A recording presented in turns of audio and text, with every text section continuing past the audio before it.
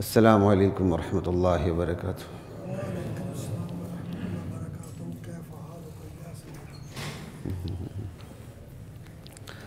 بسم اللہ والحمد للہ والصلاة والسلام علی رسول اللہ، اما بعد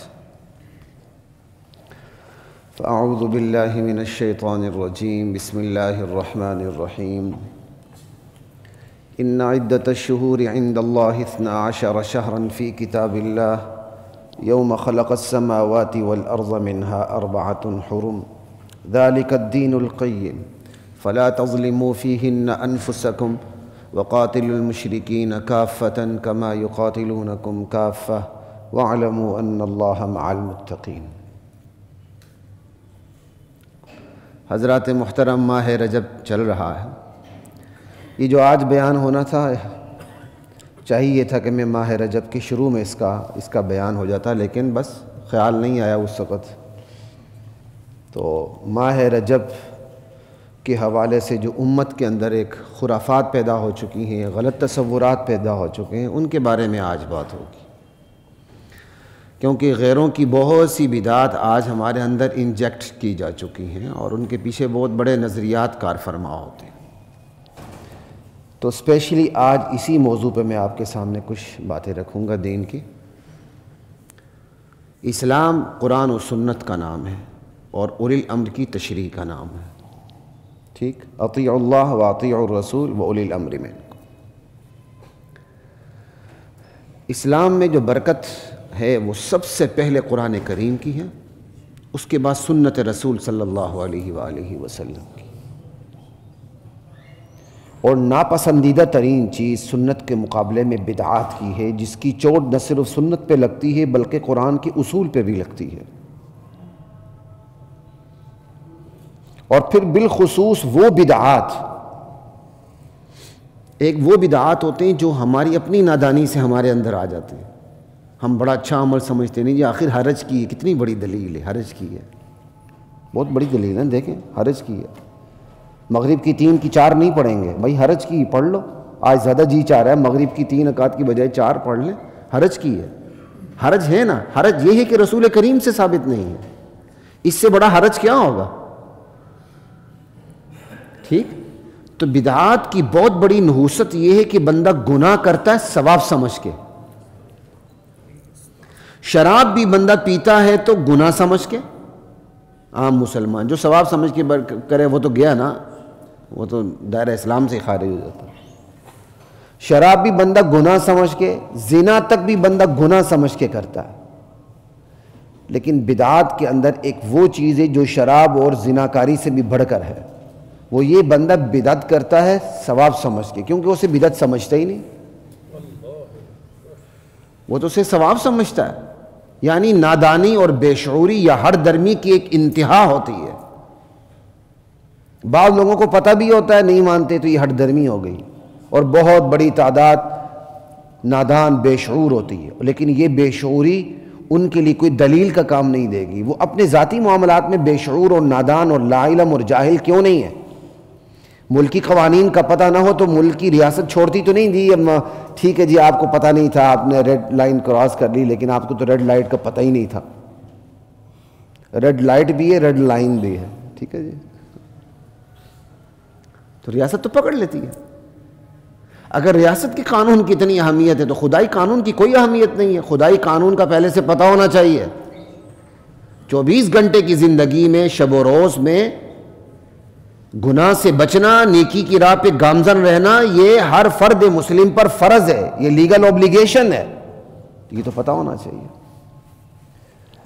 تو بدعات تو نقصان دیتی ہیں، لیکن خصوصیت سے وہ بدعات جو دشمنان صحابہ کی طرف سے آئی ہوئی ہوں اور دشمنان اسلام کی طرف سے آئی ہوئی ہوں، منافقین کی طرف سے آئی ہوں، وہ تو قرآن و سنت کے اصول پہ چوٹ مارتی ہیں، کیونکہ انہوں نے قرآن و سنت کو دیکھ کر واقعات کو، حادثات کو، اصول کو سامنے رکھ کے کاپی پیسٹ کیا ہوتا ہے، کاپی پیسٹ کر کے اس کو کہیں اور وہ فٹ کرتے نظر آتے ہیں، چیزیں ہماری لیتے فٹ کے ہی وہ کوئی اور کرتے ہیں، اس سے پھر ہمارے اصول پہ چوٹ پڑتی ہے، دین کی شناخت مسخ ہوتی ہے۔ قرآن شرک کے بعد سب سے زیادہ جو حساس واقع ہوا ہے دین اسلام، وہ بدعات کے بارے میں حساس واقع ہوا ہے۔ یہی بدعات دھیرے دھیرے دھیرے شرک پر پہنچ جاتی ہیں، وہ عقیدے والی بدعات کہلاتی ہیں۔ شرک خود بدعت کا ایک کیا کہتے ہیں حصہ ہے، بدعات عقیدے تک پہنچ جاتی ہیں۔ لا الہ الا اللہ واللہ اکبر۔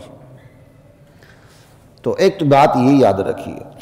دوسری بات جو آپ کے سامنے کرنی ہے وہ یہ ہے، وجہ تخلیق کائنات، باعث تخلیق کائنات، سبب خلق خدا، تخلیق خلق خدا، جو خدا کی مخلوق کی تخلیق ہوئی ہے وہ کس کے لیے ہوئی ہے؟ وما خلقت الجن والانس الا لیعبدون، صاف قرآن کی آیت ہے۔ اللہ نے اپنی عبادت کے لیے، اپنی معرفت کے لیے، اپنی اطاعت کے لیے بندوں کو پیدا کیا ہے۔ یہاں تک کہ تمام انبیاء کی تخلیق بھی اسی لیے ہوئی ہے کہ وہ لوگوں کو اللہ کی طرف متوجہ کریں۔ یہاں تک کہ امام الانبیاء محمد الرسول اللہ صلی اللہ علیہ وسلم کی تخلیق اور بعثت بھی اسی لیے ہوئی ہے، لا الہ الا اللہ، لوگوں کو اللہ کی طرف بلائیں، متوجہ کریں۔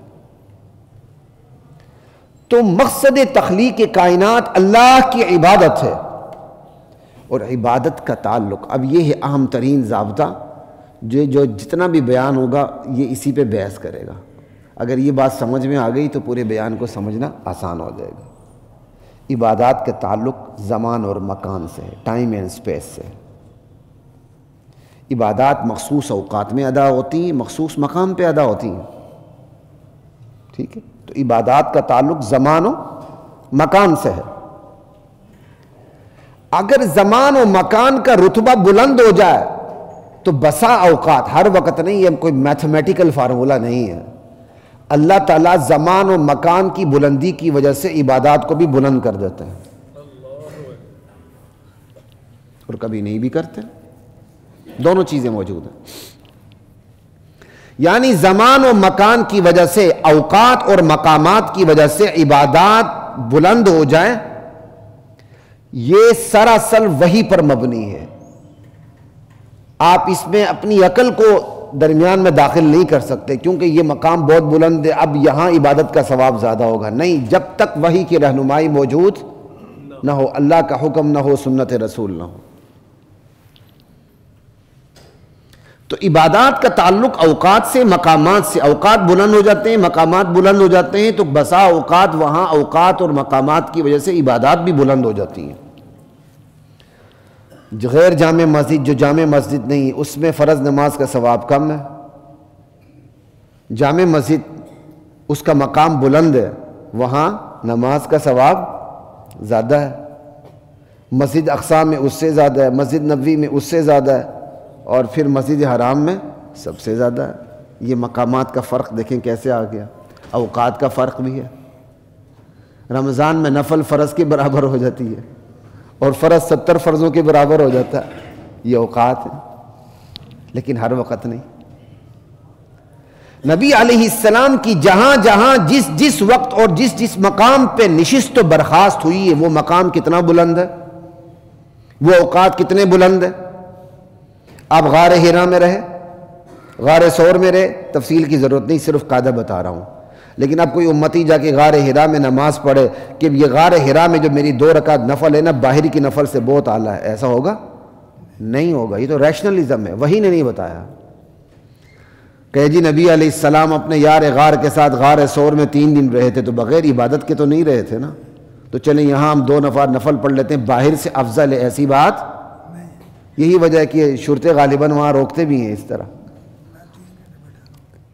بیٹھنے ایک الگ بات ہے، اچھی بات ہے، ہم بھی گئے تھے اس طرف ٹھیک ہے، لیکن آپ یہ کہیں چونکہ مقام اتنا بلند ہے تو ثواب بھی بڑھ جائے گا، ایسی بات کیوں؟ اللہ کا حکم نہیں ہے۔ صلح حدیبیہ جو پچھلی دفعہ بیان ہوا، جس درخت کے نیچے آپ نے خون عثمان کے لیے پوری اسلامی فوج کو جھونک دیا تھا، وہ وقت کتنا بلند ہے اور وہ مقام کتنا بلند ہے، ٹھیک۔ اب بندہ تلاش کر کے وہاں پہنچ جائے کہ نبی علیہ السلام نے عثمان بن عفان رضی اللہ تعالیٰ عنہ کے خون کے بدلہ لینے کے لیے یہاں بیعت کی تھی کہ میں 2 رکعت نفل پڑھ لوں، زیادہ ثواب ہوگا، ممکن ہے؟ نہیں۔ کیوں؟ شریعت کی رہنمائی نہیں ہے، شریعت کا حکم نہیں ہے۔ یہ ہے بیسک قاعدہ۔ کہ زمان و مکان کے بلند ہونے سے عبادات بلند ہو جاتی ہیں تب جب شریعت کا ہے، جب شریعت نہ کہیں تو بلند نہیں ہوتی، وہ نارمل روٹین پہ رہتی ہیں۔ یہ بیسک ایک میتھمیٹیکل فارمولہ، اس کو ذہن میں رکھیں گے، باقی سارا بیان آپ کو سمجھنا آسان ہو جائے گا، ہضم کرنا بھی آسان ہوگا، سہنا بھی آسان ہوگا۔ کیوں؟ دین تو سمجھ کا نام ہے۔ سینہ بسینہ جو آپ دوسروں کو دیکھتے رہیں اس کا نام تو نہیں ہے نا۔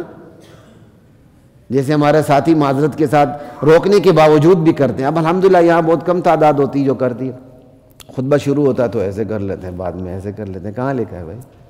یا آپ بچپن سے اپنے بڑوں کے ساتھ جمعہ پڑھنے آئے تو آپ نے انہی کو دیکھا ہے، اور تو کوئی نہیں ہے۔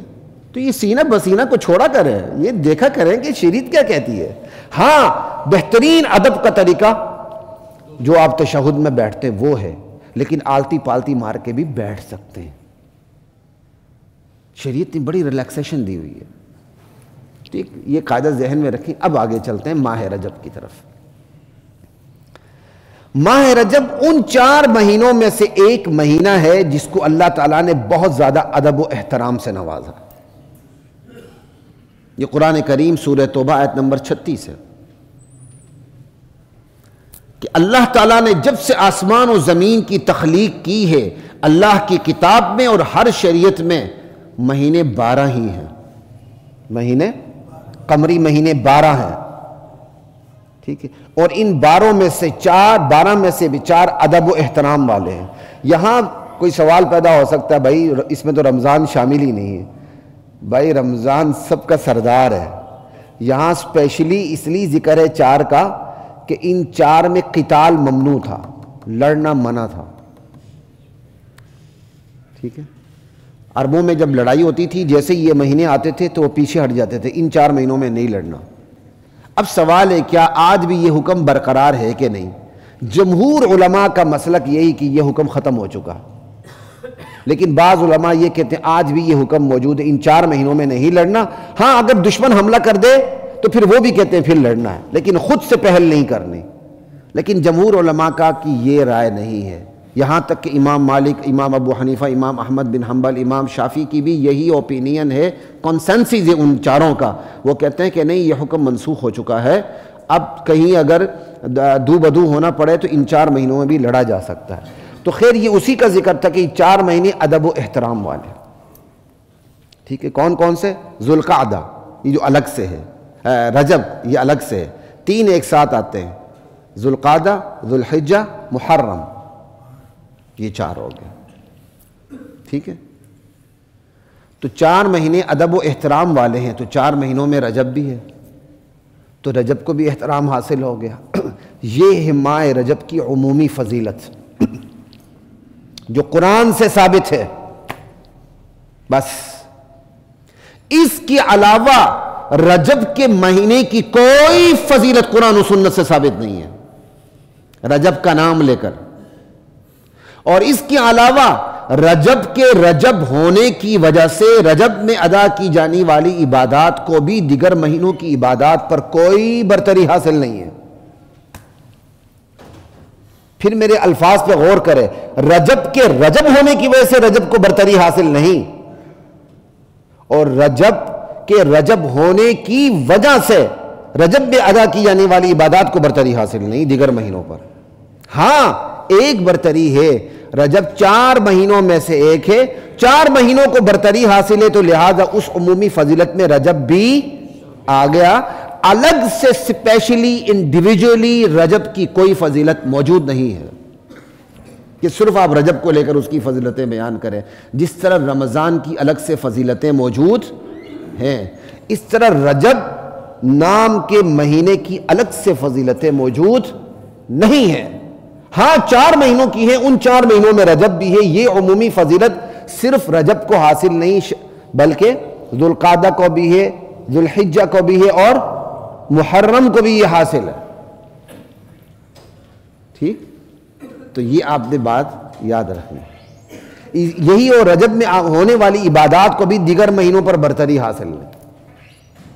اب آگے ایک سوال پیدا ہوتا ہے کہ بھائی یہ تو تسلیم شدہ ہے نا کہ رجب جو ہے 4 ادب و احترام والے مہینوں میں سے ایک ہے، بھائی تسلیم شدہ. سوال پیدا ہوتا ہے جب 4 ادب و احترام والے مہینوں میں سے ایک ہے تو اس کا مطلب چاروں مہینوں میں عبادات کا ثواب بڑھ جاتا ہوگا. ٹھیک، یہ پکا ٹھکا سوال ہے کہ چاروں مہینوں میں عبادات کا ثواب بڑھ جاتا ہوگا. اس میں اسپیشلی 2 رائے موجود ہیں جس کو میں 3 میں تقسیم کرتا ہوں. 3 میں اس لیے کرتا ہوں کہ رائے کا انداز پیراڈائم ڈیفرنٹ ہے. ایک اوپینین یہ ہے چونکہ یہ چاروں مہینے ادب و احترام والے ہیں لہٰذا ان میں ادا کی جانے والی عبادات کا اجر و ثواب بھی بڑھ جاتا ہے. اور وہ دلیل کیا دیتے ہیں؟ دلیل ان کے پاس کوئی اور نہیں، چونکہ یہ ادب و احترام والے ہیں. تو جواب دینے والے جواب دیتے ہیں ادب و احترام والا ہونا اللہ کا ایک الگ حکم ہے، اور ادب و احترام ہونے کی وجہ سے اس میں عبادات کا ثواب میں بڑھ جانا یہ الگ حکم ہے. پہلا حکم ثابت ہے، دوسرا حکم ثابت نہیں. آپ رزلٹ کے طور پر نہیں نکال سکتے. بات سمجھ آ رہی ہے؟ اور یہ جواب دینے والے بڑا پکا جواب دے رہے ہیں. جیسے میں آپ کو شروع میں ایک فارمولہ بتا چکا ہوں، کسی مقام کا ادب و احترام ہونا اپنی جگہ، لیکن اس میں عبادات کا ثواب بڑھ جانا، یہ اس کے لیے شریعت کا الگ حکم درکار ہے. آپ اپنی عقل سے فیصلہ نہیں کر سکتے. جیسے میں نے آپ کو مثالیں بھی دی، غار ثور کی، غار حرا کی، سمجھ آئی، جہاں بیعت ہوئی تھی اس کی بھی. یہ دہرا اس لیے رہا ہوں کہ بہت سے ساتھی لیٹ آ رہے ہوتے ہیں تو ان کے ذہنوں میں اشکال پیدا ہو جاتے ہیں. ماشاءاللہ پھر کئی صلواتیں بھی سنا کے جاتے ہوں گے، سنائیں کوئی بات نہیں، ہمیں اس کا اجر و ثواب مل جاتا. تو اس لیے کئی دفعہ مجبوراً کچھ نہ کچھ ریپیٹ کرنے کی ضرورت پیش آ جاتی ہے. یہ کورونا نے ہمارے مجمع پہ بڑا ظلم کیا ہے، اور یہ جو ادارے میں ذرا چھٹی لیٹ ہوتی یا کچھ ایسا، اس سے بھی بڑا فرق پڑا ہے. لا الہ الا اللہ. تو ایک تو یہ بات یاد رکھیے گا، ایک اوپینین یہ، اس کا جواب بھی میں نے آپ کو بتا دیا. دوسری اوپینین بھی یہی ہے کہ بھائی چاروں مہینوں میں چونکہ ادب و احترام والے ہیں ثواب بڑھ جاتا ہے. لیکن وہ اوپینین میں لاجک پیش نہیں کرتے، حدیث پیش کرتے ہیں. وہ کہتے ہیں سنن ابی داود کی حدیث ہے کہ ایک صحابی نبی علیہ السلام کے پاس حاضر خدمت ہوئے، کہا یا رسول اللہ مجھ میں بڑی جان ہے تو میں روزے رکھ سکتا ہوں، مجھے میں روزہ رکھوں. آپ نے کہا مہینے میں 2 روزے رکھ لو. انہوں نے کہا جی مجھ میں ذرا جان اور بھی ہے، مجھے اور بھی آپ تعلیم دیں. انہوں نے کہا 3 رکھ لو. کہا یا رسول اللہ مزید اضافہ فرمائے. کہا یہ ادب و احترام والے 4 مہینے ان میں روزہ رکھ لیا کرو. اب دلیل دینے والے کہتے ہیں آپ نے ادب و احترام والے کیا کہتے ہیں مہینوں میں روزہ رکھنے کا حکم دیا، اس کا مطلب اس میں ثواب زیادہ ہے. تو جواب دینے والے جواب کیا دے رہے ہیں؟ وہ کہتے ہیں آپ نے تو ہر مہینے بھی 2 روزے رکھنے کا حکم دیا تھا، تو پھر اس میں بھی ثواب زیادہ ہے. چلے بتا دوں یہ جواب میں دے رہا ہوں آپ کو، کیا اس میں بھی ثواب زیادہ ہے؟ نہیں، روٹین کا. پھر آپ نے کہا ہر مہینے 3، اس میں بھی ثواب زیادہ ہے؟ نہیں، روٹین کا. ہاں سنت رسول پیر کو روزہ رکھنا اور جمعرات کو روزہ رکھنا بہت اچھی بات ہے. ایام 20 کے روزے، 13 14 15 کے، بہت اچھی بات ہے. ٹھیک. اسی طرح اشہر حرم میں آپ نے کہا روزہ رکھو تو ثواب زیادہ نہیں ہے. آپ نے ترغیب دی ہے، تفصیل بیان نہیں کی، فضیلت بیان نہیں کی، بلکہ صحابی شیڈیول پوچھ رہے تھے مجھے ذرا نفلی روزوں کا شیڈیول دیں، تو آپ نے شیڈیول اس طرح دیا. اس سے فضیلت کا پتہ نہیں چلتا. لیکن اس سے بھی بڑا ایک کاری قسم کا جواب ہے جو سعودیہ کی جو مفتی اعظم تھے ابن باز، انہوں نے بھی دیا ہے اور علامہ البانی نے بھی دیا ہے. وہ کہتے ہیں یہ حدیث ہی ضعیف ہے. آپ استدلال کیا کریں گے؟ یہ حدیث تو دیگر احادیث کے مضامین سے بھی ٹکراتی ہے. مہینے میں کون سے دن کے روزے افضل ہیں؟ یہاں تو ہے ہی نہیں، حالانکہ پیر اور جمعرات کو نبی علیہ السلام روزہ رکھتے تھے. ٹھیک ہے، تو یہ میں نے آپ کو بتا دی. دوسری رائے یہ ہو گئی. تیسری رائے وہی ہے جو میں آپ کو تمہید میں بتا چکا ہوں.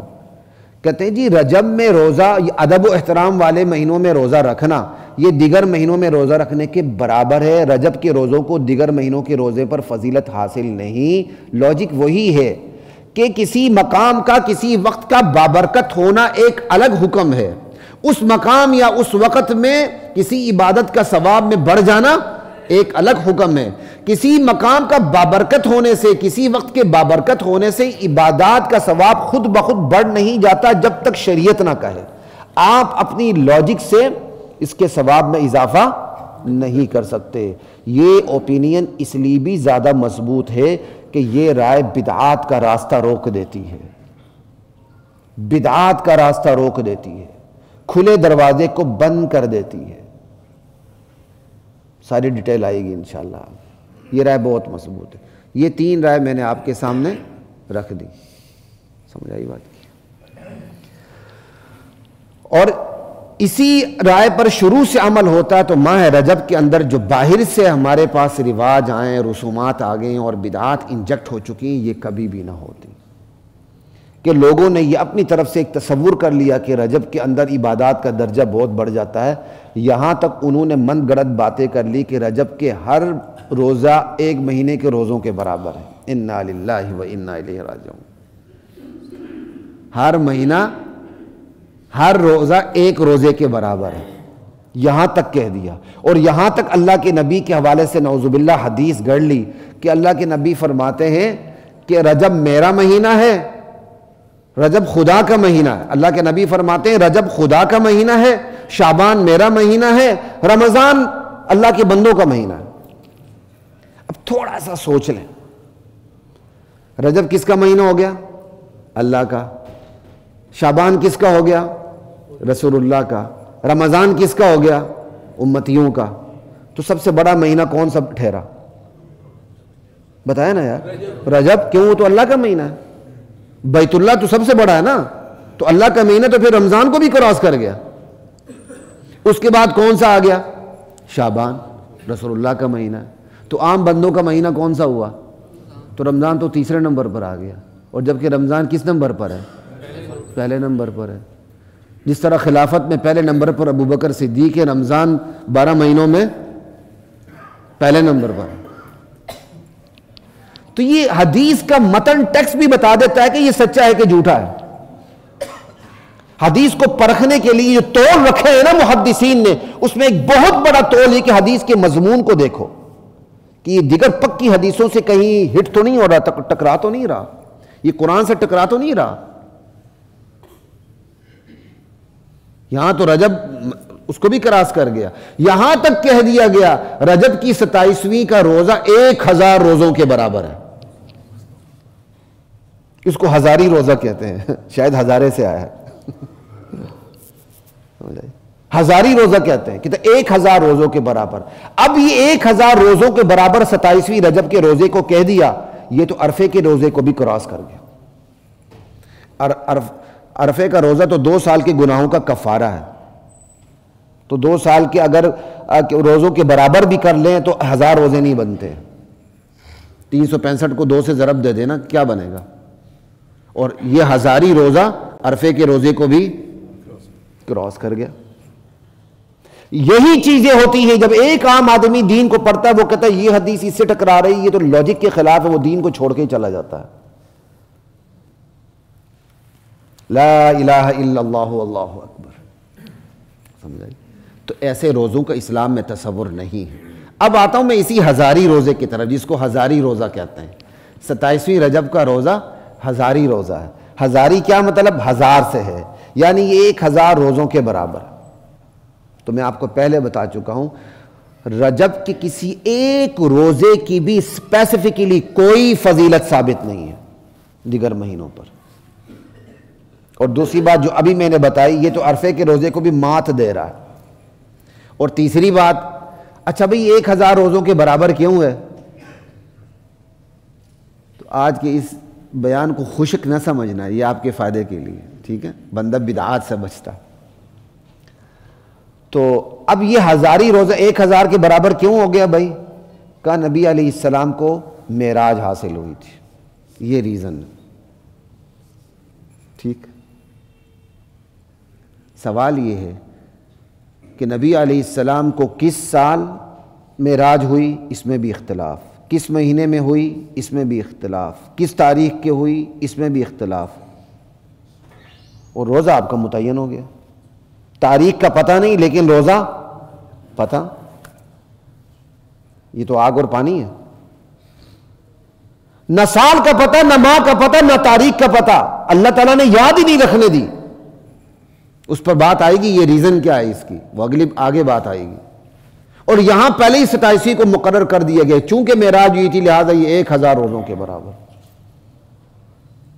اور اب یہ جو 27ویں شب لوگوں نے شب قدر کے مقابلے میں لانی شروع کر دی۔ آپ دیکھیں مولویوں کا سیزن ہے نا، مولوی کو تو بہانہ چاہیے ہوتا ہے، شب قدر کی طرح اس کی عظمتیں بیان ہو رہی، انا للہ و انا الیہ راجعون۔ یہ دین میرے اور آپ کے گھر کا بنایا ہوا تو نہیں ہے۔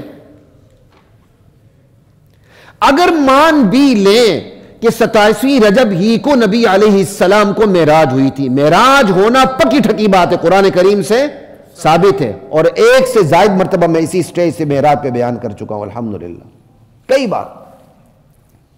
27ویں رجب کو معراج تسلیم کر بھی لی جائے، پھر بھی یہ کیسے ثابت ہوتا ہے کہ 27ویں رجب کا روزہ بھی ثابت کر لیں اور اس کا روزہ 1000 کے برابر ثابت کر لیں؟ اس کے لیے تو شریعت کا حکم درکار ہے۔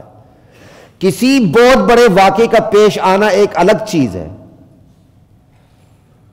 ٹھیک ہے، کسی مقام کا بابرکت ہونا الگ چیز ہے، اس کو شب عبادت ٹھہرانا الگ چیز ہے، اور اس کو روزے کا دن بنانا الگ چیز ہے۔ ان چاروں کے لیے الگ الگ دلیلیں چاہیے۔ کسی ایک واقعے کے پیش آنے سے یا مقام کے بابرکت ہونے سے یا وقت کے بابرکت ہونے سے نہ عبادت کی رات ثابت ہوتی ہے نہ دن کا روزہ ثابت ہوتا ہے۔ ان کے لیے آپ کو شریعت کی الگ الگ دلیل چاہیے۔ یہی وجہ ہے کہ حضرت عمر رضی اللہ تعالی عنہ 27ویں رجب کے روزے سے لوگوں کو باقاعدہ روکا کرتے تھے، چھوڑتے نہیں تھے۔ اور ایک بہت بڑی وجہ رجب میں بدعات آنے کی یہ بھی ہے، یہ اسلام سے پہلے بھی رجب بڑا عظمت والا تھا، لوگوں نے اس کے اندر خرافات شامل کی ہوئی تھی۔ اسلام نہ کہ ان خرافات کا خاتمہ کیا تھا، لیکن منافقین نے دوبارہ اس کے اندر خرافات شامل کرنی شروع کر دی۔ حضرت عمر رضی اللہ تعالی عنہ کی فراست اور وزڈم دیکھیں کہ آپ 27 رجب کے روزے سے باقاعدہ لوگوں کو روکا کرتے تھے، لیکن یہ وزڈم آج بہت سے لوگوں کو حاصل نہیں۔ وہ کہتے ہیں 27ویں رجب کا روزہ رکھ سکتے ہو بشرطے کہ اس کو عام روزوں کی طرح سمجھو، لیکن ایمانداری سے بتائیے جو رجب کی کسی بھی تاریخ کو روزہ نہ رکھ کے 27ویں رجب کو روزہ رکھتا ہے تو وہ کیوں رکھتا ہے؟ آپ پڑھے لکھے ہیں، آپ کو سمجھانا آسان ہے۔ وہ رجب کی کسی تاریخ کو نہیں رکھتا، 26ویں کو نہیں رکھتا، 27ویں کو کیوں رکھتا؟ فضیلت کی وجہ سے رکھتا ہے۔ اس لیے بشرطے کہ کر جواز کے فتوے نہ دیں مفتی حضرات، روکیں حضور کی امت کو کہ یہ بدعات کی طرف لپک رہی ہے۔ حضرت عمر کی وزڈم کو لیں۔ آج ہمارے اندر جو اسلام کی حص ہے نا وہ ختم ہوتی جا رہی ہے۔ معذرت کے ساتھ علماء میری بات کا برا نہ منائیں، ہمارے علماء میں وہ حساسیت نہیں جو عرب کی عوام میں حساسیت ہے، اور ہماری بے حسی کا نتیجہ یہ ہے۔ آج ہوتا کیا، چراغاں ہوتا ہے کیا؟ خدا کا خوف کریں یار، یہ چراغاں کا پیسہ کہیں سیدھی راہ پہ خرچ کریں۔ پٹاخے، دھماکے، خلاف سنت کام، مریض بے آرام، ساری رات۔ پھر شہروں میں تو کچھ نہ کچھ شعور آیا تو لوگ ڈر کے مارے زیادہ لاؤڈ سپیکر نہیں کھولتے، دیہاتوں میں چلے جائیں ساری رات سونے نہیں دیتے۔ کیوں جی؟ 27 رجب ہے، مولوی صاحب کا سیزن لگا ہوا ہے۔ خدا کا خوف کریں بھائی، یہ کون سا طریقہ آ گیا کہ آپ شب معراج کو شب قدر کے مقابلے میں لا رہے ہو؟ پتہ بھی نہیں شب معراج کب ہے۔ لا الہ الا اللہ۔ اب سوال پیدا ہوتا ہے جو کئی لوگوں کے ذہنوں میں پڑھتے ہوئے بھی سوال پیدا ہوتا ہے، اتنا عظیم الشان واقعہ معراج شریف کا، صحابہ کو سال بھی یاد نہیں تھا، ماہ بھی یاد نہیں تھا، تاریخ بھی یاد نہیں تھی، آخر اس کی وجہ کیا ہے؟ صحابہ تو نبی علیہ السلام کی باڈی لینگویج تک کو یاد رکھتے تھے، ایک ایک عمل کو یاد رکھتے تھے، یہاں تک کہ نبی علیہ السلام کہیں اگر آپ ضرورت کے لیے بیٹھے ہیں، قضاء حاجت کے لیے، وہ مقام بھی یاد ہوتا تھا۔ بعض صحابہ کو معراج کا واقعہ کیوں نہیں یاد رہا؟ نہیں، واقعہ تو یاد ہے، تاریخ کیوں نہیں یاد رہی؟ جواب اس کا یہ ہے، ہمارے اور صحابہ کے مزاج میں یہ فرق، ہمارے اور صحابہ کے مزاج میں فرق ہے۔ صحابہ دین کے مقاصد پر توجہ دیتے تھے اور اضافی باتوں کو نظر انداز کر دیتے تھے۔ آج بھی کہتے ہیں نا، اگر آپ نے اپنے ذہن کا، میموری کا صحیح استعمال کرنا ہے غیر ضروری باتوں کو یاد نہ رکھیں، وگرنہ یہ میموری فل ہو جائے گی، ضروری باتیں نہیں آئیں گی اس کے اندر. تو غیر ضروری باتوں کو نظر انداز کر دیں، صرف ضروری باتوں کو یاد رکھیں. اپنے حافظے کی حفاظت کا ایک بہترین طریقہ یہ ہے، صحابہ نبی علیہ السلام کے ایک ایک عمل کی حفاظت کرتے تھے، باڈی لینگویج تک کو یاد رکھتے تھے، لیکن انہوں نے معراج کے سال، ماہ اور تاریخ کو یاد نہیں رکھا. وجہ یہ تھی، یہ صحابہ کا مزاج تھا جو انہیں بارگاہ نبوت سے حاصل ہوا تھا، اور بارگاہ نبوت کو یہ مزاج قرآن سے ملا تھا. قرآن بڑے بڑے واقعات بیان کرتا ہے، قوم عاد کے، قوم سمود کے، فرعون کے، آل فرعون کے، گزشتہ انبیاء کے، انبیاء گزر جانے والی امتوں کے. کبھی قرآن نے سال، ماہ، تاریخ بیان کی ہے؟ قرآن تو تاریخ دانوں کی طرح کوئی تاریخی واقعہ بیان ہی نہیں کرتا. قرآن کہتا ہے چھوڑو کس سال ہوا تھا، کس ماہ ہوا تھا، کس تاریخ کو ہوا تھا، کیا ہوا تھا، کیوں ہوا تھا، رزلٹ کیا نکلا، نتیجہ کیا نکلا، تمہیں سبق کیا لینا ہے، اس پہ فوکس کرو. قرآن اگر فوکس کرتا تاریخ پہ، سال پہ، اور ان تاریخی چیزوں پہ جاتا جن کا آج کا مورخ جاتا ہے، ہدایت نظر انداز ہو جاتی. قرآن کا مقصود ہدایت کو فوکس کر کے بیان کرنا ہے. قرآن تاریخی واقعہ بیان کرتے ہوئے سال، ماہ، تاریخ، دن سب کو نظر انداز کر دیتا. یہ مزاج اللہ کے رسول کو قرآن سے ملا تھا، اللہ کے قرآن سے ملا تھا. صحابہ کو یہ مزاج قرآن اور سنت سے ملا تھا. انہوں نے مقاصد پر توجہ دی، اضافی باتوں کو نظر انداز کر دیا. یہی وجہ ہے انہیں معراج کی احادیث کا پتہ ہے، معراج کے مقاصد کا پتہ ہے، لیکن معراج کی سال، تاریخ، ماہ کا پتہ نہیں. اور اس کی بہترین مثال ایک اور آپ کو دیتا ہوں، جو ابھی میں نے پہلے ذکر کی تھی، بطور مثال ذکر نہیں کی تھی، ابھی ایک بتا دیتا ہوں. جو گزشتہ جمعے بیان ہوا تھا کہ اللہ تعالیٰ جب حضرت عثمان کے قتل کی افواہ پھیلی تو آپ نے خون عثمان کا بدلہ لینے کے لیے نہتے صحابیوں سے بیعت لی حدیبیہ کے مقام پر ایک درخت کے نیچے. کیا بعد میں وہ درخت صحابہ کو یاد رہا؟ نہیں. ایک من گھڑت واقعہ بیان کیا جاتا ہے کہ لوگوں نے وہاں نمازیں پڑھنی شروع کر دی تھی، اللہ کے حضرت عمر نے بدعات کے خوف سے اس کو کٹوا دیا. حالانکہ اس سے بڑی تگڑی روایت مسلم میں بھی موجود ہے، صحیح مسلم میں، صحیح بخاری میں بھی ہے. وہ کیا؟ حضرت سعید بن مسیب کہتے ہیں، جو بہت بڑے تابعی ہیں، وہ کہتے ہیں میرے والد باقاعدہ ان صحابہ میں شامل تھے جن صحابہ سے اللہ کے نبی نے درخت کے نیچے بیعت لی تھی. میرے والد نے مجھے کہا کہ آئندہ سال جب ہم عمرہ قضا کے لیے گئے تو حدیبیہ کے مقام پر ہم نے وہ درخت ڈھونڈنے کی کوشش کی، ہمیں نہیں ملا، ہمیں نہیں ملا. وہ ایک سال بعد ہی وہ درخت بھول گئے تھے، حالانکہ وہ درخت بولنے والا تھا کہ پوری اسلام کی جو کیا کہتے ہیں سرمایہ تھا، اللہ کے نبی نے اسے جھونک دیا تھا، لیکن درخت بھول گیا. یہ ہے صحابہ کا مزاج، وہ اضافی باتوں کو بھول جاتے تھے، مقاصد کو نہیں بھولتے. اب اگلی بات، جو اتنی بات ہونے کے باوجود سے کسی کے دل میں یہ نہ ہے کہ آپ رجب میں روزے نہیں رکھ سکتے. رجب میں روزے رکھ سکتے ہیں، جائز ہیں، لیکن رجب میں روزے رکھنا ایسے ہی ہے جیسے عام شوال میں روزے رکھنا، کسی اور مہینے میں روزے رکھنا، کوئی برتری حاصل نہیں ہے. البتہ رجب کا وہ روزہ ممنوع ہے جس میں بدعت کا خوف آتا ہو، جو مشہور ہو چکا ہو، جیسے میں نے ہزاری روزے کے متعلق بتا دیا، اس سے بندے کو احتیاط کرنی چاہیے. یہ تو ہو گئی روزے کے متعلق بات. وقت ختم ہو چکا ہے، تھوڑی ایک دو باتیں اور کر لیتا ہوں. یہاں تک کہا گیا، صحیح ہے، اچھا ٹھیک ہے. تو یہاں تک کہا گیا کہ رجب میں روزہ، رجب میں عمرہ، اس کا ثواب بھی بڑھ جاتا ہے. یہاں تک کہا رجب میں روزے کرنا حج کے برابر ہے. انا للہ و انا الیہ راجعون. اس کا نام عمرہ رجبیہ رکھ دیا. آپ اردو میں اس کو رجبی عمرہ کہہ دیں. یہ باتیں اس لیے بتا رہا ہوں کہ بندہ مال بھی لگایا، جان بھی لگایا، وقت بھی لگایا اور برباد ہو، کیا فائدہ؟ اس کا نام رجبی عمرہ رکھ دیا. اور کس کے برابر؟ رجب میں عمرہ کرنا حج کے برابر. انا للہ و انا الیہ راجعون. میں نے آپ کو پہلے ہی کہا تھا، ہمیشہ منافقین نے کاپی پیسٹ سے کام لیا ہے. کون سا عمرہ حج کے برابر ہے؟ آپ خود بتائیں، کس کو یاد ہے؟ رمضان میں عمرہ کرنا نبی علیہ السلام کی حدیث کے مطابق حج کے برابر ثواب ہے اس کا. گڑنے والوں نے رجب کا گڑ لیا. رمضان میں عمرہ کرنا اس کا ثواب حج کے برابر ہے. اور اما عائشہ رضی اللہ تعالی عنہ کی حدیث ہے, اور یہ صحیح مسلم میں بھی صحیح بخاری میں بھی ہے, کہ نبی علیہ السلام نے رجب میں کوئی عمرہ نہیں کیا. عمرہ کرنا ناجائز نہیں ہے, جائز ہے, عام عمروں کی طرح ایک عمرہ. ٹھیک.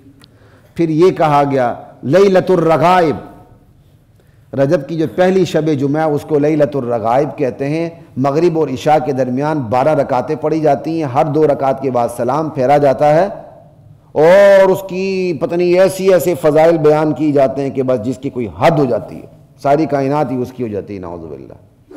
اس کا بھی کوئی ثبوت نہیں. اور آخری اہم ترین باتوں میں سے رجب کے 22 رجب کے کنڈے ہیں. ذرا غور کریں کہ اب کے معاشرے میں یہ ہوتا تھا پہلے. اب اس میں دیوبندی بریلوی کوئی اختلاف نہیں ہے. اب تو باقاعدہ تمام لوگ اس کو باقاعدہ شعور پیدا کرتے ہیں کہ یار اب اس سے بچو. اللہ کا شکر ہے اب یہ چیزیں ختم ہو رہی ہیں. حضرت جعفر صادق جو بہت بڑے تابعی تھے, کوئی چھوٹے تابعی نہیں تھے, ان کے ایک لکڑ ہارن کا واقعہ بیان کیا جاتا ہے کہ حضرت جعفر صادق نے یہ کہا کہ آج 22 رجب کو جو میرے نام کے کنڈے بھر کے تقسیم کرے گا اس کی مراد پوری ہوگی, مراد پوری نہ ہو قیامت کے دن مجھے پکڑ لینا. چنانچہ لکڑ ہارن نے ان کے نام پہ کنڈے بھر کے تقسیم کیے تو مراد پوری ہوگی. انا للہ و انا الیہ راجعون. کیا حضرت جعفر صادق پہ کوئی وحی آتی تھی؟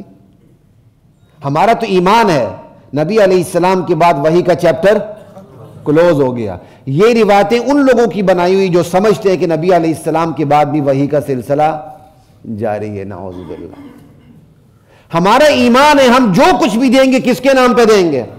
اللہ کے نام پہ. ثواب جسے مرضی پہنچا دیں اللہ کے نام. حضرت حسین کو, حضرت علی کو, حضرت امیر معاویہ کو, ابو بکر صدیق کو, نبی علیہ السلام کو, تمام انبیاء کو, صحابہ کو, جس کو مرضی ثواب پہنچائیں, اپنے والدین زندہ مردہ سب کو پہنچائیں, لیکن نام کس کا چلے گا؟ پروڈکٹ اللہ کی ہے, اللہ کی پروڈکٹ پہ صرف اللہ کا نام چلے گا. حضرت جعفر جیسے تابعی, عظیم تابعی, وہ کیسے کہہ سکتے ہیں کہ میرے نام پہ دو؟ وہ کہہ ہی نہیں سکتے. پھر وہ عالم الغیب تھے وہ کہہ دے کہ تمہاری مراد پوری ہوگی. البتہ 22 رجب دنیا کے مدبر ترین حکمران اور سب سے بڑی اسلامی سلطنت پہ سب سے زیادہ دیر تک حکمرانی کرنے والے خلیفہ حضرت امیر معاویہ رضی اللہ تعالی عنہ کی وفات کی تاریخ ہے. اب اس پہ کوئی جشن مناتا ہے تو یہ اس کا ایمان ہے. سمجھ آئی بات کی؟ یہ وہ چیزیں جو ہمارے اندر داخل ہو چکی ہیں. البتہ آخری بات یاد رکھیے گا, ان 4 مہینوں کے بارے میں جس میں رجب بھی ہے, ذوالقعدہ, ذی الحجہ, محرم, اس کے بارے میں اسپیشلی کہا گیا ہے. قرآن کریم کی آیت ہے فَلَا تَظْلِمُوا فِيهِنَّ أَنفُسَكُمْ. اسپیشلی ان 4 مہینوں میں گناہ میں مبتلا ہو کے اپنی جانوں پہ ظلم نہ کرنا. سوال پیدا ہوتا ہے اسپیشلی ان 4 مہینوں کے بارے میں کیوں کہا؟ وہ تو گناہ میں مبتلا ہونا ہر وقت منع. یہ بالکل ایسا ہی ہے جیسے حج کے بارے میں آیت ہے فَمَنْ فَرَضَ فِيهِنَّ الْحَجَّ فَلَا رَفَثَ وَلَا فُسُوقَ وَلَا جِدَالَ فِي الْحَجِّ. جس پر حج فرض ہو جائے وہ حج کرنے جائے تو اب اس نے یہ حج کے دوران لڑائی جھگڑا نہیں کرنی, گالی گلوچ نہیں کرنی. بھائی لڑائی جھگڑا گالی گلوچ تو ہر وقت منع ہے. روکا اس لیے کہ اس کا احترام کرنا, اس میں گالی گلوچ جھگڑے کی نوبت زیادہ آتی ہے. کہا ان 4 مہینے ادب و احترام والے ہیں, شیطان تمہیں چھیڑے گا کہ ان کے ادب و احترام کو خراب کرو, تم نے اسپیشلی رکنا ہے. سمجھ آئی؟ امکان زیادہ ہے. ایک پھر جاہلی معاشرے میں انہی 4 مہینوں میں بہت زیادہ خرافات ہوتی تھیں. کہا تم بھی ان کو کاپی کر کے خرافات میں مبتلا ہو کے اپنے آپ پر ظلم نہ کرنا. اور پھر اللہ کو یہ بھی پتا تھا 14 صدیوں کے بعد ایسے لوگ آئیں گے جو میرا نام لیں گے لیکن پھر بھی بدعات میں مبتلا ہوں گے. تو اللہ نے اپنے علم کے مطابق کہا مجھے پتا ہے تمہاری کمزوریوں کا, اسپیشلی ان مہینوں میں بدعات سے, گناہ سے بچو، کوئی گناہ کر کے اس کو ثواب کا لیبل نہ لگا لینا۔ اللہ کی ذات مجھے، آپ کو، ہم سب کو سنت اور بدعت میں تفریق کر کے سنت پر عمل کرنے کی توفیق عطا فرمائے۔ وآخر دعوانا الحمدللہ۔